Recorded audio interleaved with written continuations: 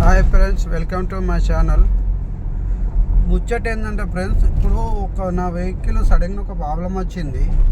ఇది ఏందనేది అర్థం కావట్లేదు. రాత్రి వచ్చింది, ఆల్రెడీ రాత్రి వస్తే శ్రీకాకుళంలో వచ్చింది. శ్రీకాకుళంలో వస్తే నానా కష్టాలు పడి షోరూమ్ ఎంకలాడి పోయినాం. ఆడికి పోయినాక జంప్ అయిపోయింది ఫ్రెండ్స్.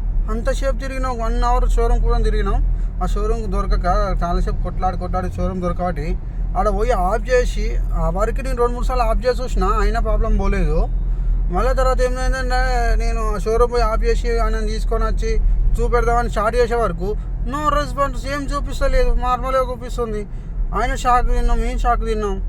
అట్లా ఎట్లా చూపిస్తాను అయితే నేను అప్పటికే ఏం చేసిన అంటే ఒక ఫోటో తీసి పెట్టుకున్నా, దాన్ని చూపెట్టినా. మరి ఇప్పుడు అది చూపిస్తే అది అట్లా వస్తేనే ఏమైనా చేయగలుగుతాం, లేకపోతే ఏం చేయలేం సార్ అన్నాడు ఆయన.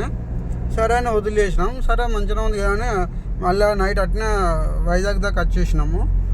వైజాగ్ వచ్చినాక ఇప్పటిదాకా మంచిగానే ఉన్నది. ఇంత ముందు మధ్యాహ్నం 1 o'clock ఇట్లా కథము నేను ఒక షాప్ మళ్ళీ స్టార్ట్ చేసుకొని దూరం రాగానే మళ్ళీ అదే ప్రాబ్లం వచ్చింది ఫ్రెండ్స్.